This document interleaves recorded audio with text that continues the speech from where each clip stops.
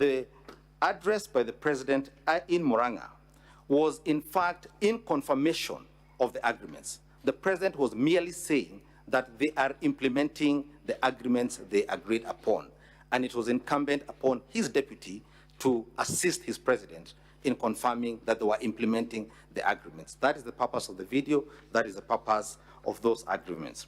It is not to say kufa makanga, kufa dereva. I think Senator Beth asked that question. It is to say okoeni makanga na muokoe dereva. That is what we're asking you to do this morning. Senator, I believe Eddie, Senator Eddie Owiti, my good friend, has asked about the interrelation between Articles 91 and Article 232 and how those interact with the agreements. If I would call your attention, honorable senators, to the contracts themselves again. I don't know whether you have them. The contracts are in volume 3, and I'm referring you to page 429. At page 429, this is what the agreement said, and I'm reading, this is the primary agreement that was signed between UDA and between Ford Kenya and ANC. This is what it said. Further terms, parameters, and details of the sharing of positions of responsibility in the national government pursuant to this article shall be contained in a separate schedule to this agreement, which schedule shall be negotiated and executed before the date of the general election scheduled on 9th August. So there were subsequent agreements executed on how these shares were to be divided and to be implemented. That is issue number 1. But issue number 2, the parties gave themselves some room, and you'll see this at page 430. This is Article 22, Subarticle G. Notwithstanding the content of this article, the founding member parties hereby commit to make any adjustments that may be necessary to accommodate the development priorities of other parts of the country to ensure equitable distribution of Kenya's national resources and wealth for the benefit of every citizen and every part of Kenya. When the Deputy President takes a stand, we will be demonstrating to you with videos where both he and his boss, the president, went out of their way to say that the voting did not matter to how they were going to implement the development agenda. I think I was asked whether there are any contracts or agreements that were signed on behalf of Mount Kenya. I did not see any. We don't have any thus far. There were several parties from Mount Kenya, but they did not negotiate anything. Then an important question. The Deputy President did not say the government is a company. When you read the statements, he was making an example. It's like a company. It was a tool to explain a document. That's all he was doing. I'm pressed for time here. Yes, Senator Chariot asked a question about two wrongs making a right, and whether the current DP is conceding that because he did what the former DP did, that then he's guilty. Again, far from the truth.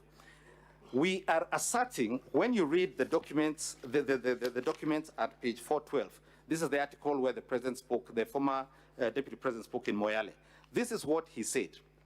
The deputy president reiterated that he used to ask tough questions when attending the National Security Council meeting about schemes of murder. It is something that has troubled me a lot, and that is why we have put it to the Kenya Kwanza Manifesto that extrajudicial killing must come to an end. It is illegal and constitutional and offends every principle of the right of life. In law, there is no secrecy where crimes are committed or there is violation of the Constitution. The Deputy President was merely following the mentorship of the man who occupied the office before him, and was not releasing any secrets that did not concern illegalities or unconstitutionality. So that deals with the question of oath of secrecy. I think that was asked. And because of shortage of time, I'll allow my learned colleague, Mr. Elisha Ngoya, to come and answer a few questions. Thank you very much, honorable senators, for your time and your attention. How many minutes, clerk? Mr. Speaker, 3 minutes will be enough for me. No, we need to know how much time you have. Okay. You have 2 minutes. Okay. Thank you, Mr. Speaker. Ongoya for the Deputy President. Proceed, Council. Thank you. Council. To the question whether the Deputy President is aware that county governments are distinct Our answer is simple. Governments at national and county levels are distinct and interdependent. So the constitutional architecture is not to create pigeonholes, it's to create cooperative and interdependent governments. And just to bolster that argument, you will notice that the allegation against the deputy president on Nairobi River relocation is not that he destabilized Nairobi County government, is that he refused to support implementation of a resolution of cabinet, a national government institution. Meaning even at that level, that was the understanding that this was an intergovernmental approach to clean up Nairobi River. On the question of Julian Jahenda, allow me to say this. The person who has brought Julian Jahenda in these proceedings is a deponent of an affidavit. Allow us to hold him to account on that affidavit when he comes to testify himself, because we have questions for him around this witness too. Then finally, on the question of Treetops Hotel, let this be very clear distinction. Treetops Hotel was not acquired by the company in question from KWS. Treetops Hotel was an assignment of lease. When the Kenya government gives you a lease, say 99 years, you can sell that lease. So it was an assignment of lease that was already assigned by KWS to a third party. So the construction that a company associated with the deputy president, rightly or wrongly, got this property from KWS is actually wrong.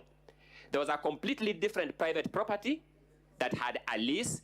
Then that company holding that lease assigned that lease. Thank you so much. My 2 minutes are over. The second witness.